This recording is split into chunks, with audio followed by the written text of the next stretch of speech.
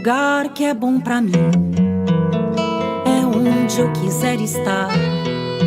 A estrela ainda brilha, ela é quem vai me guiar.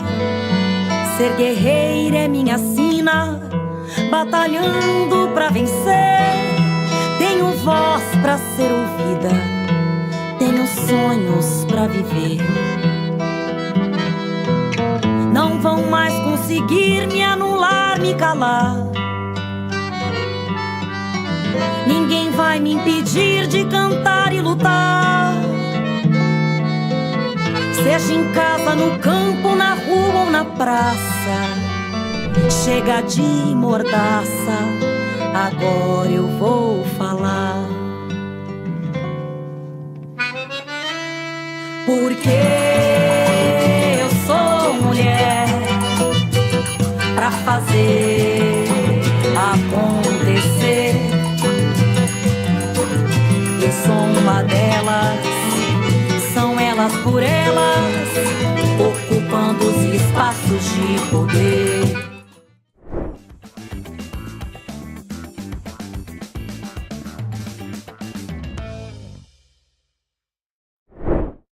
Boa tarde a todas e todes.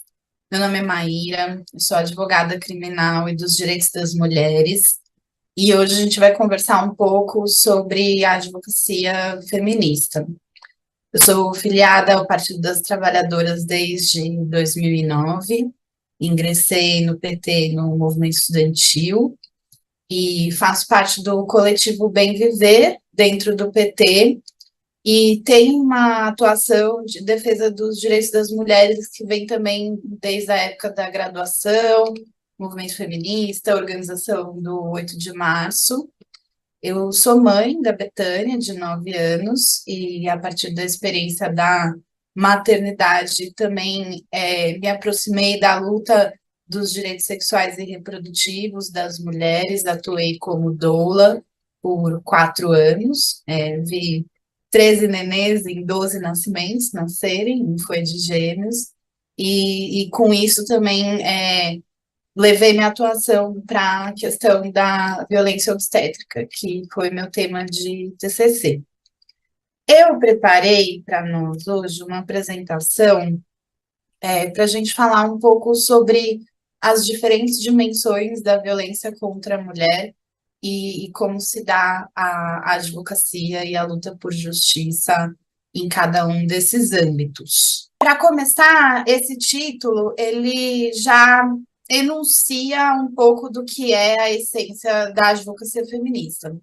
A advocacia feminista é uma advocacia militante, necessariamente, porque o sistema de justiça ele é patriarcal, estruturalmente. Então, a defesa dos direitos das mulheres, ela necessariamente vai passar por uma luta por desconstruir o machismo estrutural e por uma luta que muitas vezes ela é inglória, ela é difícil, porque a gente está buscando a enunciação dos nossos direitos num meio que não está muito interessado em garanti-los. Começo aqui, como ponto de partida, falando sobre como a gente falar sobre a importância de uma advocacia feminista e dos direitos das mulheres em si tem muito de disruptivo, já que quando a gente tem uma situação em que direitos são tratados como de interesse geral, como consequência, direitos de minorias políticas vão estar sendo invisibilizados. E a gente vê isso muito concretamente, por exemplo, nessa luta que a extrema-direita vem travando para revogar a Lei Maria da Penha, inclusive com campanhas através da mídia. Tem um documentário que saiu recentemente no Brasil Paralelo, em que o agressor, o feminicida da Maria da Penha, é ouvido, e a pretensão do documentário é contar o lado dele, da história. Então, nessa parte da guerra cultural, tem também essa dimensão de desmerecer, deslegitimar e atacar a luta específica das mulheres sob o argumento de que é preciso defender os direitos de todos e não de certos grupos, né?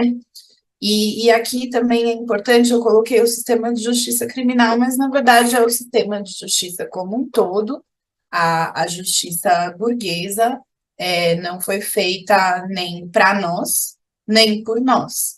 Daí, por exemplo, a relevância dessa luta que vem sendo travada nos últimos tempos pela indicação de uma mulher negra para o Supremo Tribunal Federal, que somente a partir da ocupação dos espaços que a gente consegue fazer com que o direito produza resultados que garantem os direitos das mulheres. Inclusive, é até interessante a gente olhar para como, por exemplo, se dá a progressão de carreira na magistratura, e na primeira instância a gente tem mais ou menos metade de homens e mulheres, mas nas instâncias superiores as mulheres não progridem na carreira da mesma maneira que os homens, e isso certamente reflete no resultado das decisões judiciais nos mais variados âmbitos da justiça. Então, eu trago esse trecho aqui do livro Processo Penal Feminista, que é, inclusive, da professora Soraya Mendes, que é um dos nomes que vem sendo cotados para ocupar essa vaga do STF, das listas triplas que têm sido formuladas pelos movimentos negros, de mulheres juristas, com notório saber jurídico, com uma trajetória acadêmica importante, que inclusive o livro da Soraya é um pouco a base dessa apresentação, e ela fala basicamente sobre como esse discurso da objetividade ele serve para calar os diferentes, calar as identidades que estão buscando reconhecimento. Então, a gente tem que sempre tomar muito cuidado e receber com o pé atrás discursos sobre neutralidade, porque, como a gente falou no slide anterior, a neutralidade, o discurso de pretensão universalizante, ele tende a nos tratar como invisíveis, e os nossos direitos são sempre os primeiros a serem rifados. Eu trago aqui essa imagem da manifestação do movimento de mulheres no julgamento do Doca Street, porque essa organização popular das mulheres que ocorreu durante esse julgamento, ela é um exemplo muito importante de contestação do caráter patriarcal do sistema de justiça, e ela também reflete como a voz das mulheres era silenciada e como os parâmetros para a justiça decidir, naquela época e ainda hoje, eles eram muito misóginos, no sentido de que quanto mais uma mulher se afasta do ideal patriarcal, menos direitos o sistema estruturalmente patriarcal vai entender que ela merece. E isso se traduziu na sentença branda que o Doca Street recebeu e na própria estratégia de defesa baseada na ideia da legítima defesa da honra. Boa tarde a todas e todes. Meu nome é Maíra, eu sou advogada criminal e dos direitos das mulheres, e hoje a gente vai conversar um pouco sobre a advocacia feminista. Eu sou filiada ao Partido das Trabalhadoras desde 2009, ingressei no PT, no movimento estudantil, e faço parte do coletivo Bem Viver, dentro do PT, E tem uma atuação de defesa dos direitos das mulheres que vem também desde a época da graduação, movimento feminista, organização do 8 de março. Um avanço legislativo extremamente importante que nós tivemos no passado recente foi a normatização da violência política de gênero, porque a Lei Maria da Penha, que por sua vez é fruto de uma decisão da Corte Interamericana de Direitos Humanos decorrente de uma reclamação que a própria Maria da Penha ingressou, a Corte Interamericana de Direitos Humanos determinou ao Estado brasileiro que uma lei de proteção às mulheres fosse criada. A Lei Maria da Penha, ela protege as mulheres que sofrem violência no âmbito das relações domésticas, familiares e íntimas de afeto. Só que não é só no âmbito da vida privada que nós somos vitimadas. E até a gente ter a lei que trouxe a violência política de gênero, a gente só tinha proteção no âmbito privado.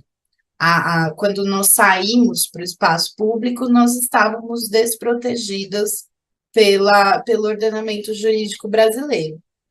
E a violência política de gênero, ela tem uma dimensão individual, que atinge a vítima, a mulher, candidata, parlamentar, mas ela tem também uma dimensão coletiva, na medida em que a prática de violência política, ela é uma interdição da participação das mulheres nos processos de decisão do Estado. Então, só com mulheres no parlamento, que precisam ser protegidas do machismo estrutural do sistema eleitoral, que nós vamos ter normas como essas, e nós teremos os direitos das mulheres respeitados e garantidos. Então, inclusive, é um retrocesso enorme a discussão que tem ocorrido agora na Câmara e no Senado sobre a relativização das cotas raciais e de gênero. Espero que não passe. A consequência dessa medida vai ser nos tirar desses espaços. E é aquilo, assim, em nome da construção de um presidencialismo de coalizão, em nome de uma tratativa pragmática com os partidos de centro, do centrão, são sempre os direitos das mulheres que são rifados, sempre, pode ver. Que a discussão do aborto, por exemplo, ela é a primeira a ser varrida para longe da arena do debate público, mesmo quando a esquerda chega ao poder. E aí a gente sempre vai ter que escutar que não tem correlação de forças para os nossos direitos avançarem. E como que vai ter correlação de forças? Se nós tivermos mais mulheres nos espaços de poder. Uma outra frente interessantíssima da advocacia feminista, a gente precisa de um nome em português melhor, que é o compliance cultural, que é a criação de protocolos e de fluxos dentro das organizações para prevenir e responsabilizar agressores, autores de violência dentro das organizações, a partir de uma perspectiva de tolerância zero. Então, isso passa por uma elaboração de pactos e códigos de conduta, que todos os participantes dessa organização, colaboradores, têm que ter ciência e têm que ser explicitamente orientados e terem conhecimento de quais são esses pactos e códigos de conduta. A tolerância zero precisa ser reforçada e enunciada de maneira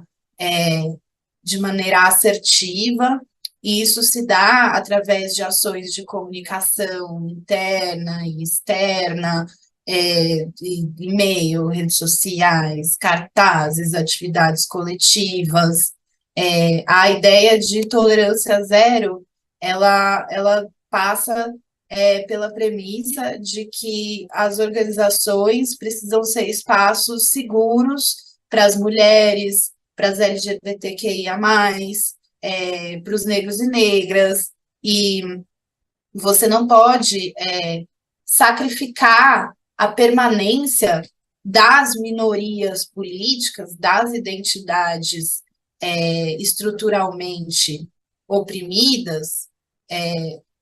Então, você precisa da tolerância zero para que essa permanência nos espaços seja possível. Outra coisa que é importante é você ter procedimento para encaminhar a reclamação, porque você não ter um procedimento torna um ambiente mais favorável para denúncias irem para baixo do tapete, para as vítimas se sentirem coagidas a se manter em silêncio para preservar o próprio emprego, ou por terem medo de retaliação. Então, você só tem tolerância zero na prática se você tiver um procedimento de encaminhamento das queixas que assegure o anonimato da vítima, que tenha uma prática de escuta ativa e empática, que, como eu falei hoje mais cedo, acolhimento não é ser bonzinho, legalzinho e condescendente, acolhimento é uma técnica que demanda letramento de gênero, e a escuta demanda letramento de gênero, letramento racial, letramento LGBT, e um letramento que a escuta empática ela passa pela relevância da palavra da vítima. Então, isso significa que quando uma vítima de algum tipo de opressão estrutural busca ajuda dentro dos canais de acolhimento e encaminhamento dentro das instituições, elas não têm que ser interrogadas, e o foco de quem está nesse polo da escuta não pode ser a busca por inconsistências ou por indícios de que aquela pessoa está mentindo, e sim pela criação, pela possibilidade de a vítima ter um espaço seguro para ela poder expressar o que ela viveu e como ela se sentiu, porque essa escuta ela tem que comunicar que a dor daquela vítima é relevante para o processo de decisão sobre o que fazer com o que ela está relatando. É um formato que, com esse nome em inglês, parece que serve só para iniciativa privada, para empresa, assim, mas dentro, por exemplo, das comissões de ética dos partidos, você ter esse recorte de gênero, racial, anti-LGBTQIA+, fobia, é essencial, porque a gente tem, por exemplo, no PT, comissões e coletivos que fazem esse acolhimento das mulheres, mas quando o caso é levado para uma comissão de ética, a comissão não está preparada para as particularidades de uma denúncia de violência de gênero, e o procedimento acaba sendo extremamente violento e revitimizante. Então, o SDE do Compliance Cultural, ela passa pela necessidade de criar procedimentos, fluxos e acordos para que a gente possa materializar, concretizar uma tolerância zero. Tolerância zero no plano do discurso, sem um substrato procedimental, não significa nada. A gente fica no feminismo vogue, revista Cláudia do empoderamento.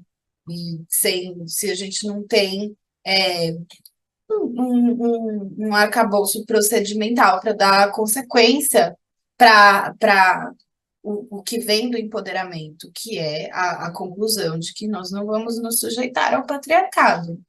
E se a gente ficar só dizendo isso umas para nós, outras, não serve para nada. A gente precisa que as organizações também expressem esse compromisso de combate a essa modalidade de violência estrutural.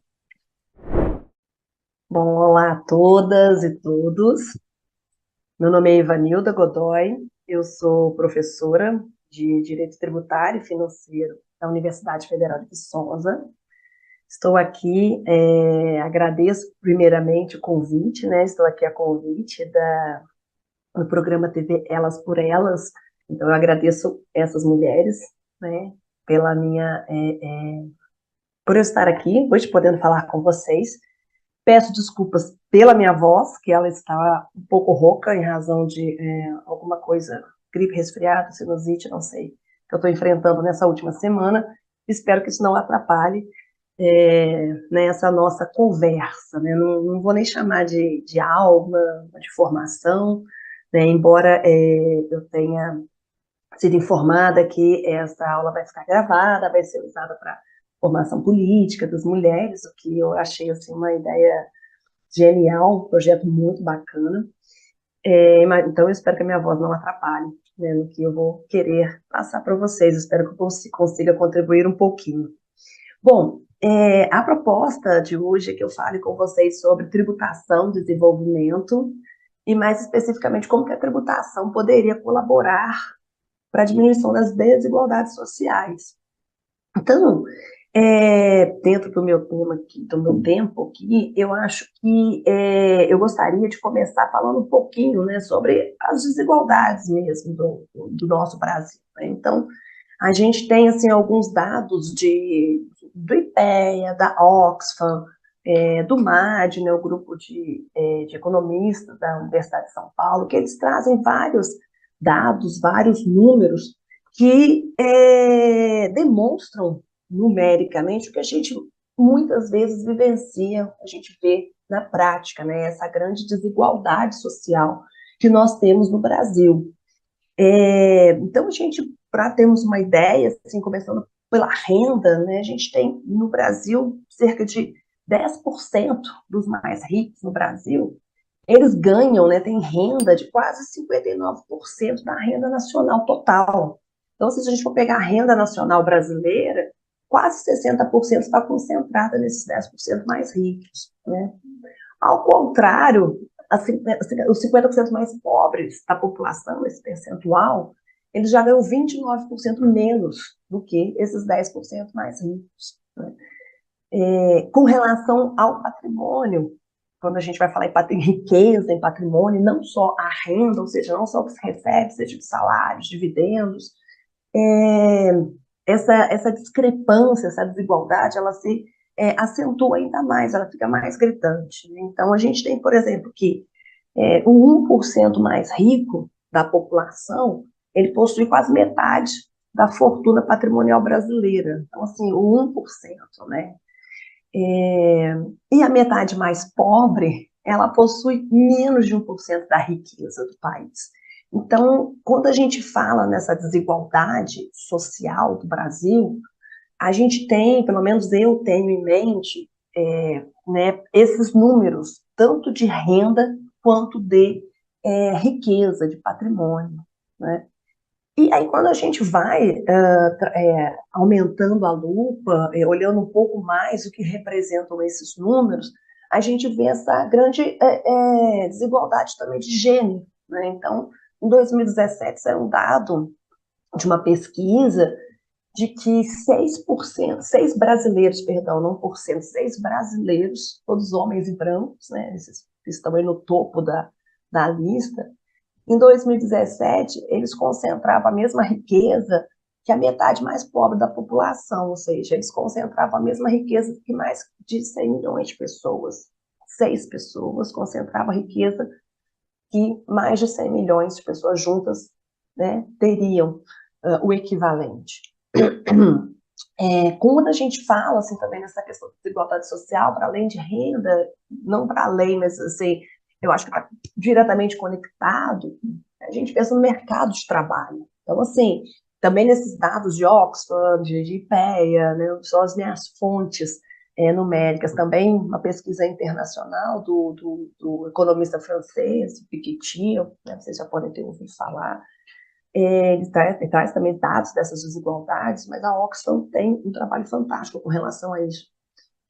Então, a gente, quando pensa no mercado de trabalho, tem-se que, na média global, as mulheres, elas ganham menos que os homens, isso a gente já sabe, mas tem-se um percentual de 23% a menos que os homens.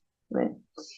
Em países desenvolvidos, em desenvolvimento, como é o nosso caso, a taxa de informalidade entre as mulheres chega a 75%. Né? E aí a Oxfam fez uma previsão e ela trouxe uma tendência, se a gente continuar nessa tendência, que a gente está evoluindo, né? O IBGE trouxe aí alguns dados de uma melhora tímida ainda na questão da desigualdade social, do aumento da renda das pessoas mais pobres, mas mesmo com esse pequeno incremento na melhora, vamos dizer assim, da vida dessas pessoas, que é muito pouco, muito baixo, continuando nessa tendência, as mulheres só teriam, as mulheres brasileiras, né, só teriam uma igualdade salarial com os homens em 2047, né, segundo esses dados da Oxfam. Na educação também o Brasil está muito defasado com relação aos outros países, então é também um dado que vai influenciar negativamente nesta questão das desigualdades sociais. Então, com relação à educação, a gente também tem aí um outro fator que influencia muito nessa questão da desigualdade social. E no caso brasileiro, influencia negativamente. Então, o Brasil, além dele já ocupar posições bem inferiores nesses rankings internacionais que são noticiados o tempo todo nos jornais, em 2020, durante a pandemia, houve uma pesquisa, o PNAD, e eles demonstraram que cerca de 15%, né, das crianças e adolescentes entre 15 e 17 anos se distanciaram, né, ou seja, abandonaram ou não se matricularam nas escolas públicas. E isso é um dado preocupante, e hoje eu, como professora de uma universidade pública, a gente recebe muitos alunos que vêm, felizmente, ainda bem, a gente recebe muitos alunos que vêm das escolas públicas, mas não só eles, sabe? A gente vê de um modo geral que a educação do período pandêmico, principalmente, ela fez com que o Brasil tivesse uma perda muito grande. A gente vê isso muito claramente com quem está entrando na universidade, né? Que teve, assim, grande parte do final do ensino médio, final do ensino fundamental ou ensino médio durante a pandemia. Então, a educação é uma questão muito importante que a gente precisa olhar, tá? Pois bem, e aí, né, o que é tributação? Ok, esse, né, o nosso retrato da desigualdade. O que a tributação tem a ver com isso, né? Assim, o que a tributação poderia ou não auxiliar, poderia ou não colaborar para tentar mudar esse quadro de desigualdades brasileiras? Então, a gente tem, assim, algumas propostas, né, que eu particularmente trabalho há algum tempo com algumas propostas, mas antes, assim, o que eu gostaria de trazer, aqui a gente está focado na tributação, mas eu gostaria de falar não apenas sobre o papel da tributação, mas também da forma como se gasta esse dinheiro, né? Então, a gente fala na tributação, quando a gente pensa nessa ferramenta para tentar diminuir as desigualdades sociais, a gente pensa tanto no ponto de partida, né, da fonte, de onde vai tributar, de quem vai tributar, quanto vai tributar, mas a gente também tem que pensar na promoção das políticas públicas, ou seja, lá na ponta, no orçamento, né, como que esse dinheiro vai ser gasto, como que esse dinheiro vai ser empregado, quais são as prioridades alocativas, né? Porque para que a gente tenha políticas públicas, né, e aí eu citei educação como um dado da desigualdade social, não por outra razão, para que a gente tenha uma educação de qualidade que vai proporcionar que as pessoas tenham aí uma oportunidade de crescimento e de inserção no mercado futuro, né, para que a gente possa talvez reverter um pouco essa situação, precisamos de recursos públicos para investir nessa política pública que é educação. Então, uma das coisas que a gente, quando estuda justiça tributária, né, então, quando a gente fala nessa questão de justiça tributária, de desigualdade social, uma das primeiras coisas que nos vem à mente é a carga tributária brasileira, né, ou seja, aonde que está sendo tributado, de onde está saindo o dinheiro, né, que vai para os cofres públicos, né, quem está pagando os impostos. E a gente vê que, não sei se vocês têm esses dados, né, mas imagino que sim, porque agora o tema da tributação está em voga, em razão da reforma, mas a nossa fonte de receitas tributárias, ela está concentrada em grande parte no consumo. Então, independente de nós termos ou não a renda, né, como mostrei no início da minha fala, aqueles 10%, 1% que ganha mais, outra metade que ganha menos, independente de onde estivermos nessa pirâmide, né, nessas faixas de renda, com relação ao consumo, a gente paga a mesma tributação, a gente vai pagar o mesmo percentual de imposto, a gente vai pagar a mesma contribuição social, que são tributos que incidem sobre a alimentação. A gente tem para a cesta básica, hoje ainda temos as isenções, né? Mas a gente consome roupa, a gente compra roupa, tá o tributo embutido na roupa, a gente vai pagar um transporte público para se locomover, seja de ônibus, tem um tributo embutido. Quem tem carro vai colocar gasolina, está pagando tributo ali. Então, a gente paga muito tributo sem nem mesmo saber, né? E hoje, essa carga, né, esse montante de tributos que a gente paga sobre o consumo, que são chamados tributos indiretos, equivale a mais ou menos 40% da arrecadação. Então, quase a metade do que se arrecada está nesses tributos indiretos que a gente não vê. E aí tem pesquisas já trabalhando, né, várias pesquisas trabalham essa questão do consumo de gênero. A própria Luísa Machado tem um trabalho excelente sobre isso, que demonstra que, inclusive, nessas situações em que a gente está ali pagando o tributo embutido, o tributo embutido no produto, os produtos femininos e os produtos masculinos têm uma diferença grande com relação ao tributo que se paga, né? Muitas vezes os tributos femininos pagam uma tributação, uma tarifa, né, uma taxa, para falar assim, tentar falar mais popular, né, não ficar tanto com os termos técnicos, muito maior que o produto masculino, né? Chega-se a ter exemplos de, por exemplo, lâmina, que é uma coisa fácil da gente verificar nos supermercados, nas farmácias, a lâmina feminina, né, para depilação, custa muito mais caro que a lâmina masculina para barba. Então, a gente tem essas discrepâncias que o próprio mercado impõe, né? Isso vai afetando essa parcela feminina da população de modo muito mais pesado. Mas, para além disso, essa inversão da carga, né, para tirar um pouco do peso sobre o consumo e jogar para renda e patrimônio hoje, que é relativo a esses dados da riqueza que eu apresentei para vocês no início, acho que está em média de, agora não tenho de cabeça, entre 4% e 6% da carga tributária, né? Então, assim, é muito pouco. Para você ter uma ideia, eu trouxe um dado aqui do Sindifisco, que saiu pouco tempo atrás, alguns meses. Eles fizeram um levantamento com dados da Receita Federal de 2021, e eles trouxeram a seguinte informação: os contribuintes que declararam, né, então aqui já são as pessoas que estão naquele nível de rendimento que fazem a declaração do imposto de renda. Os contribuintes que declararam ganhos totais acima de 160 salários mínimos, ou seja, mais de 2 milhões de reais por ano, pagaram, em média, uma alíquota de imposto de renda de 5,5%. Né? Mas o imposto de renda não começa em 7,5% e vai até 27%, sim, só que a gente tem várias deduções legais que podem ser feitas, né? Deduções com saúde, com educação, com doações.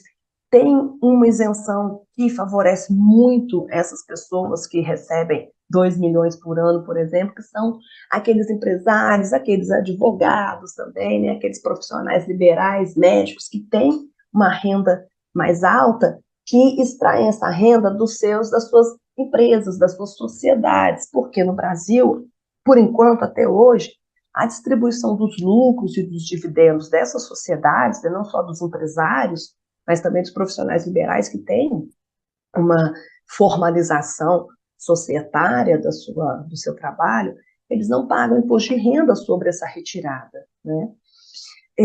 Então, a média dessas pessoas que recebem 2 milhões por ano é de 5,5% de imposto de renda, ao passo que professores de ensino fundamental, né, segundo esse levantamento do Sindifisco, enfermeiros, bancários, assistentes sociais, pagam em média de 8,1% a 8,8%.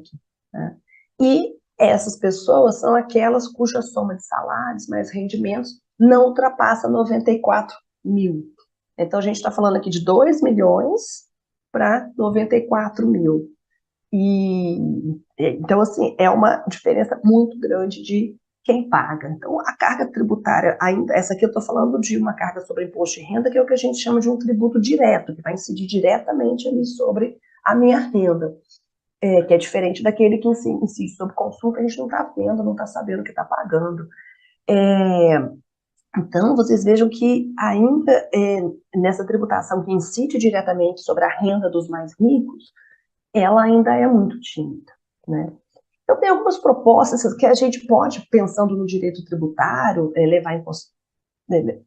Seria interessante seria botar em prática, né? Mas assim, a política muitas vezes não corresponde às expectativas dos estudiosos ou aos dados, né? Porque tem toda uma questão de negociação, né, política que a gente sabe que acontece.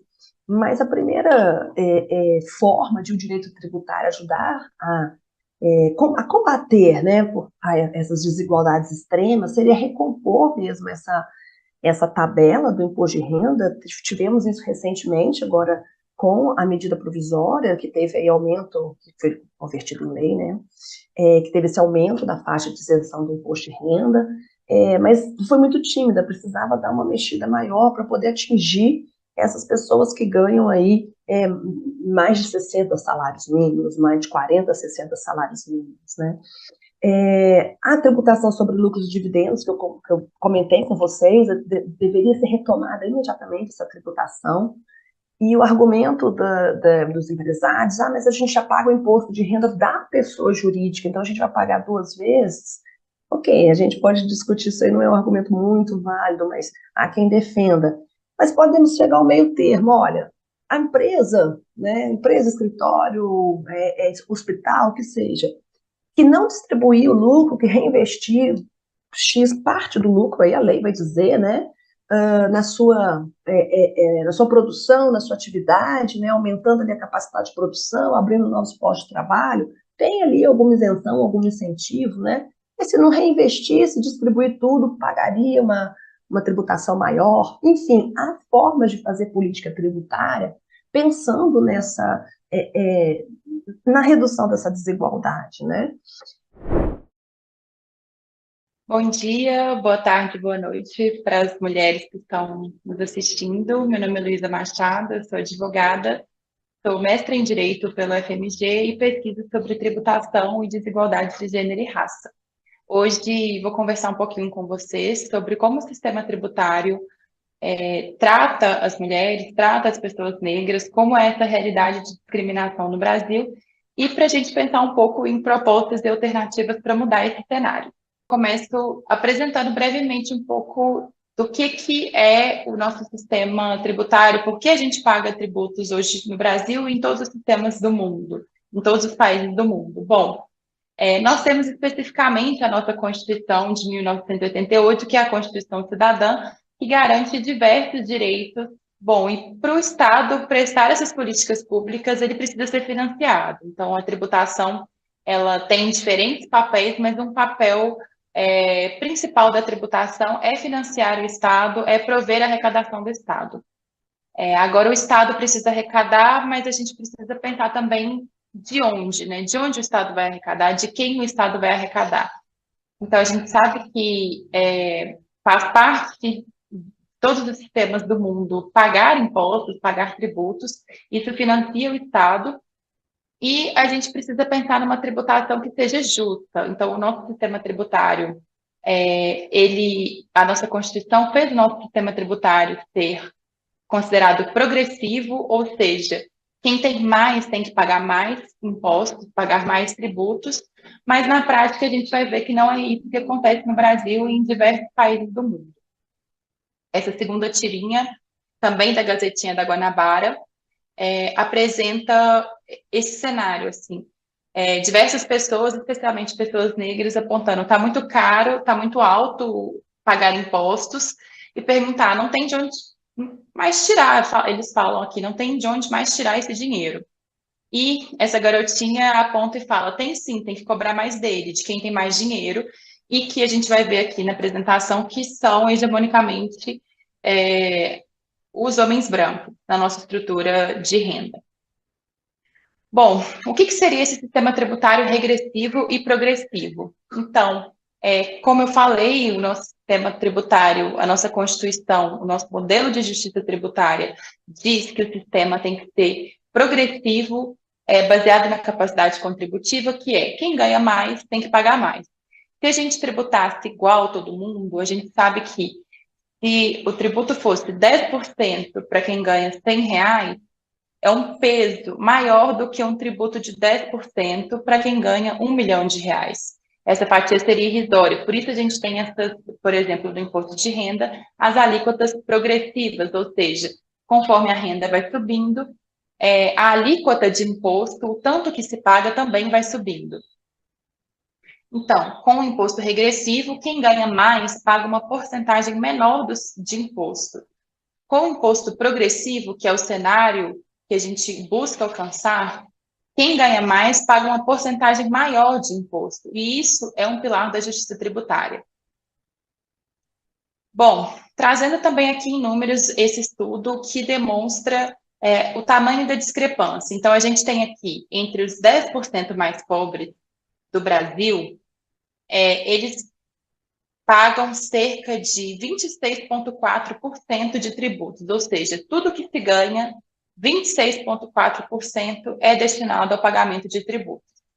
Quando a gente olha os 10% mais ricos, esse valor é menor, esse percentual é menor. Então, entre os 10% mais ricos, 19,2% é destinado para pagar esses tributos. E por que isso acontece? A gente tem aqui em verde, que são os impostos indiretos, ou seja, aqueles impostos sobre o consumo. O imposto que está no arroz, o imposto que está no feijão, o imposto que está na energia, por exemplo. E a gente tem em azul aqui os impostos diretos, que são aqueles sobre a pessoa, sobre renda e sobre patrimônio. Então, é o IPTU, é o IPVA, é o imposto de renda.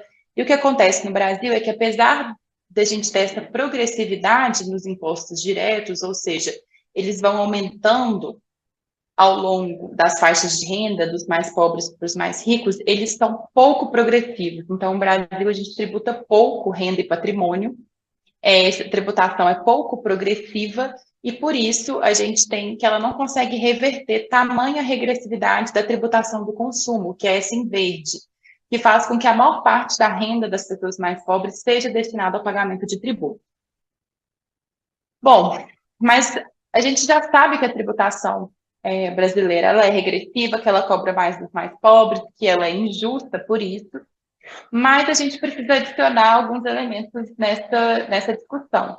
E principalmente porque a gente precisa olhar para essas desigualdades para além do elemento de classe. Então, a gente viu que a gente analisou sobre as faixas de rendimento, sobre as classes sociais brasileiras, mas a gente precisa perguntar quem são os mais pobres e quem são os mais ricos da pirâmide de renda brasileira. Bom, esse aqui é um outro estudo que apresenta também as desigualdades por gênero e raça, a desigualdade de renda por gênero e raça no Brasil. Quando a gente vê aqui os 10% mais pobres, aqueles que pagam mais tributos do Brasil, quem são eles? São 11% de homens brancos e 42% de mulheres negras. Quando a gente vê quem são os 10% mais ricos, essa proporção se inverte. A gente tem 42% de homens brancos e 10% de mulheres negras. A gente vê que a participação dos homens brancos nessa pirâmide, né, de renda, ela vai crescendo conforme a renda vai crescendo. E a participação de mulheres negras vai caindo conforme a renda vai crescendo. Isso é consequência justamente do Brasil ser calcado nesse sistema patriarcal e nesse sistema escravocrata que tanto dominou e ainda tem consequências na nossa sociedade. Para além disso, acho que a gente precisa tentar buscar também quais são os outros lugares onde a gente pode encontrar essa discriminação de gênero na tributação e na economia. Então, diversas autoras aqui, a gente tem exemplos aqui que pesquisaram ao longo das últimas décadas, criticando essa suposta neutralidade na discussão econômica e na discussão tributária. Dizer que a economia é neutra, que a tributação é neutra, na verdade, é uma teoria, é um viés que beneficia os homens, que oculta a discriminação de gênero e que também oculta a discriminação racial que existe na tributação. Além disso, nos últimos anos, queria ressaltar também que a maior parte dos países pesquisados pela OCDE já fez reformas tributárias para reduzir a desigualdade de gênero, e o Brasil não é um deles. Nós estamos atrasados quando comparados ao resto do mundo e também aos países da América Latina e os países do Sul, da América do Sul, nessas reformas para diminuir esses vieses de gênero na tributação. E nós veremos aqui mais desses vieses. Bom, para isso, eu acho que para a gente pesquisar e entender quais são os outros vieses, onde que a gente encontra mais essa discriminação de gênero na tributação.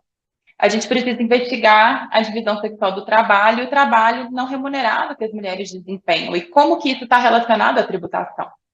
Essa é uma frase da Silvia Federici que diz: eles dizem que é amor, nós dizemos que é trabalho não remunerado. Bom, então, a divisão sexual do trabalho, brevemente, ela vai ser baseada em dois princípios, que é o princípio da divisão e é o princípio da hierarquização. Então, existe nesse modelo social de divisão do trabalho, modelo social através dessa divisão sexual, há uma divisão do que é considerado trabalho de homem e o que é considerado trabalho de mulher.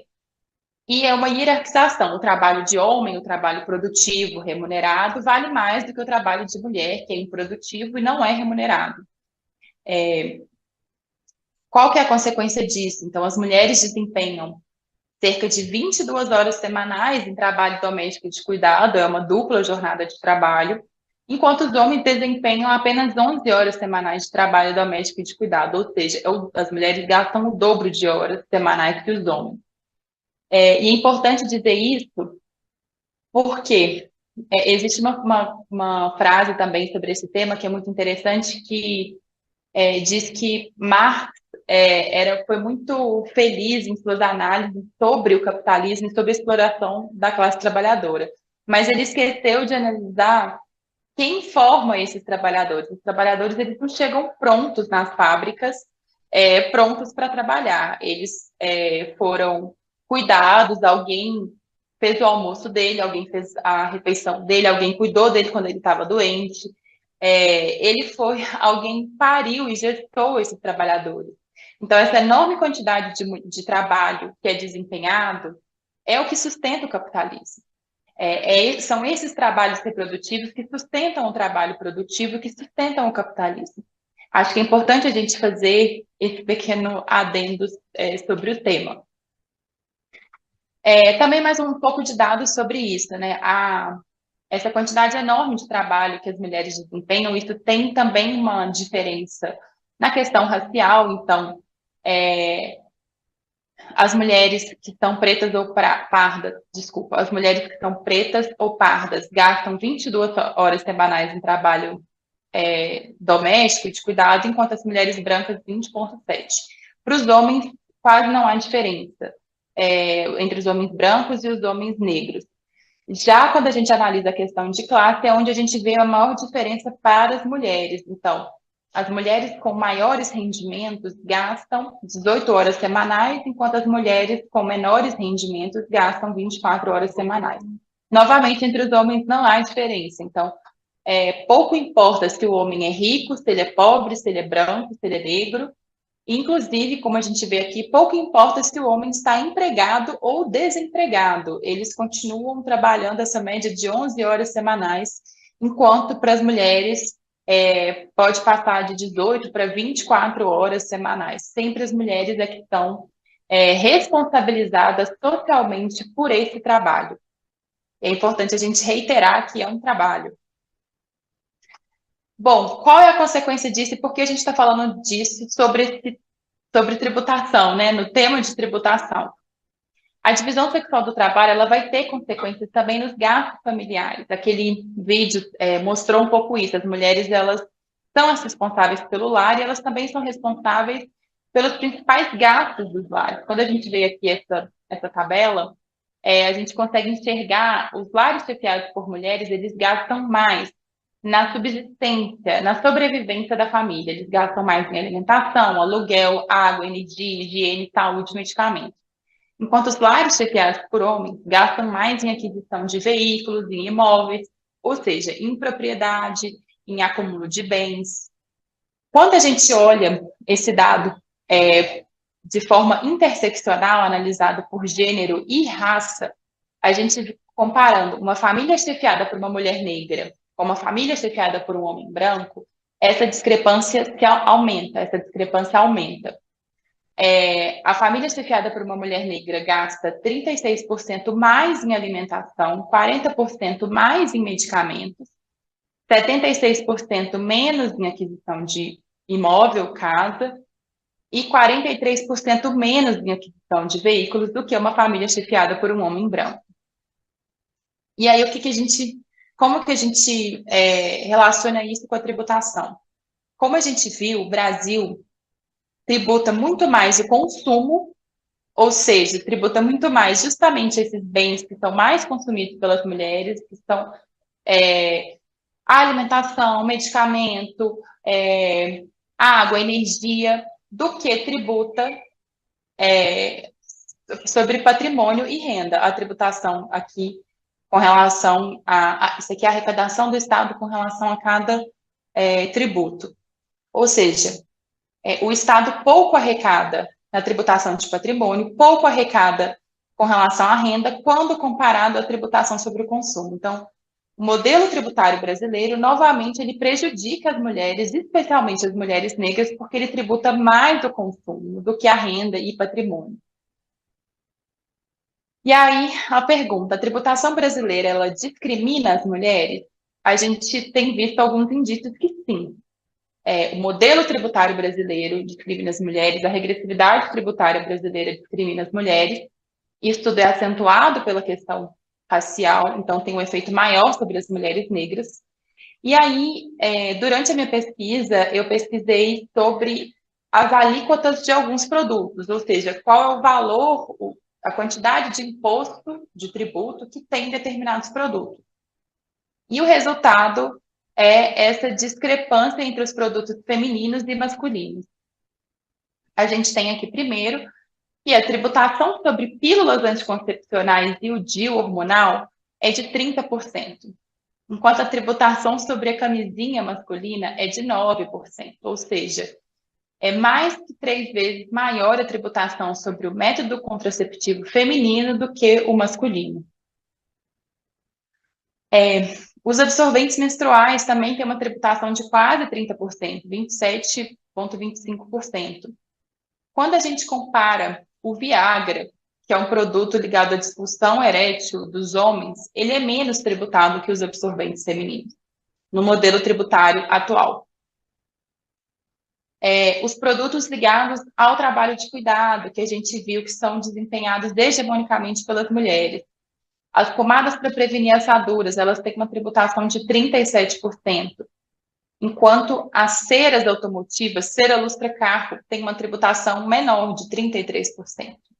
E a gente faz essa comparação porque esses dois produtos estão no mesmo grupo tributário, que é o grupo ceras e pomadas. Outro produto, o protetor de mamilos para amamentação, tem uma tributação de 33%, que é a mesma do pote de água para cães. Estão no mesmo grupo tributário e tem essa mesma tributação, sendo que o protetor de mamilos para amamentação é um produto essencial. Então, a nossa Constituição, ela tem vários princípios tributários, princípios em prol da justiça tributária.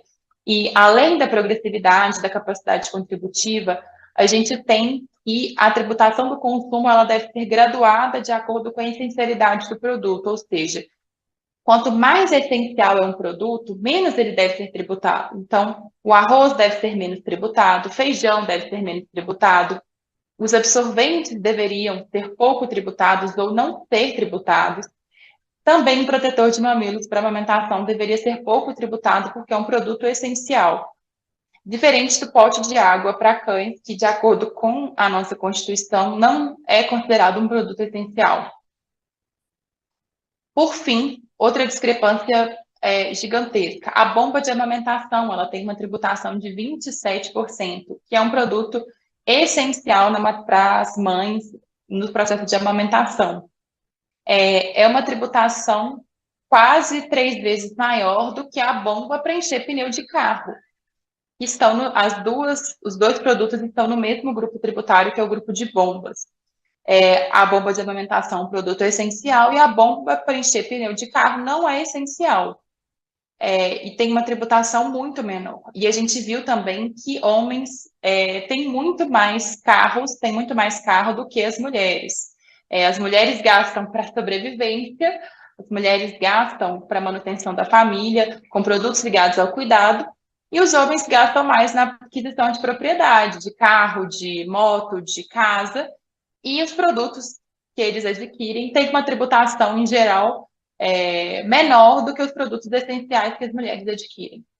Bom, então, concluindo o que foi apresentado, existem vieses de gênero e raça na tributação brasileira, no nosso sistema tributário. O primeiro deles, como a gente viu, é a regressividade total da tributação, que afeta mais as pessoas negras e, em maior medida, as mulheres negras.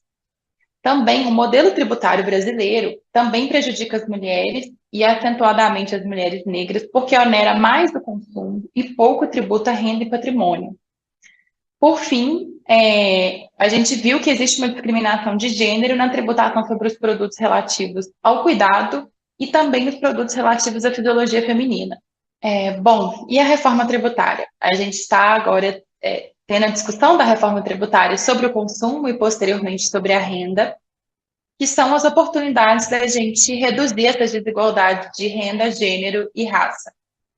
Bom, essas foram algumas das sugestões que foram enviadas para a bancada feminina do Congresso, que contou com o apoio, inclusive, da Secretaria Nacional de Mulheres do PT, que a gente muito agradece pelo apoio, e também de diversos movimentos sociais, organizações, da Oxfam, por exemplo.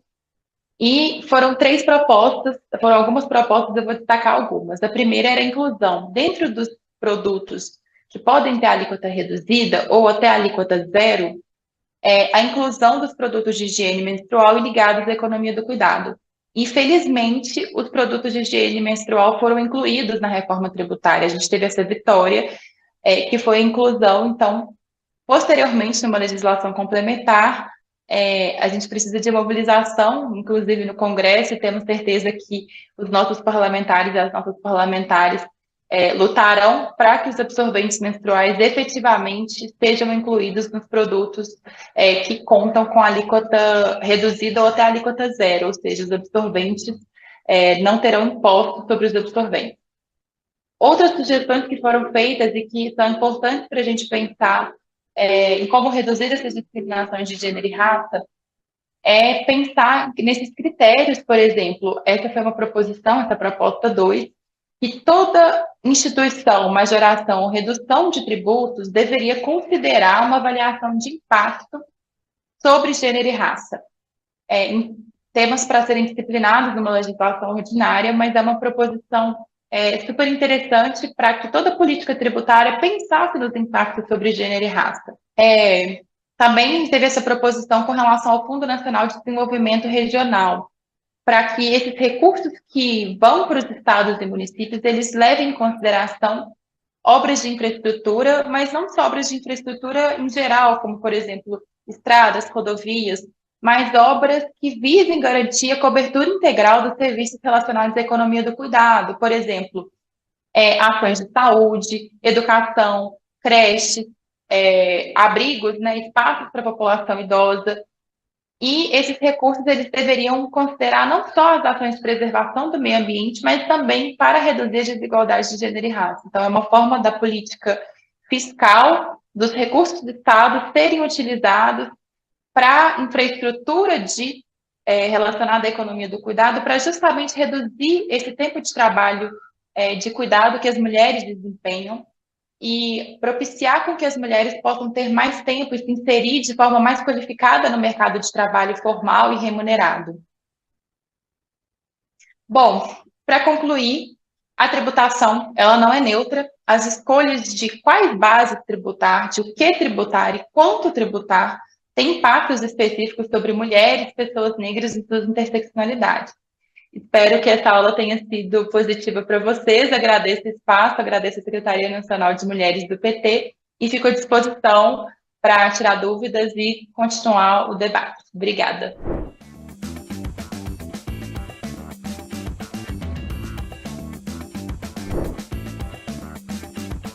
O TV Elas por Elas Formação vai ao ar de segunda a sexta-feira, sempre às 4 horas da tarde, aqui na TV PT. Reveja esta e outras aulas na playlist TV Elas por Elas Formação, no canal da TV PT no YouTube ou em formato de podcast no Spotify.